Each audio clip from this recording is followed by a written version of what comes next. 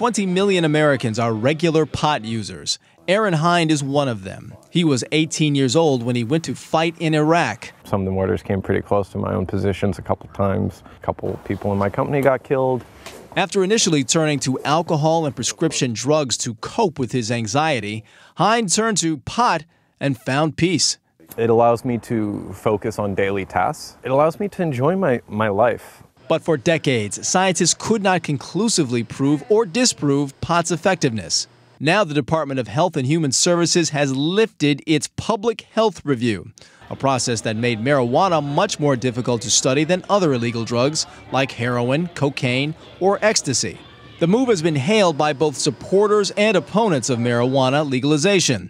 Marijuana had been the only so-called Schedule I drug prohibited by the Drug Enforcement Administration from being produced by private laboratories for research.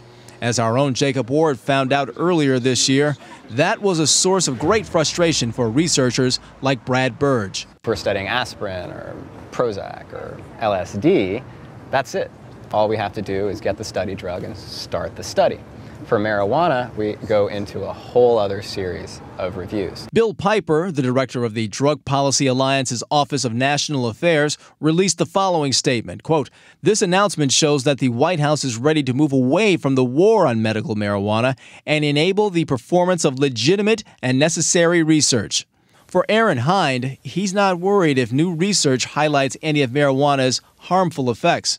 If I didn't have pot as a coping mechanism, if you took it away, I would have turned to alcohol. I might have turned to something harder.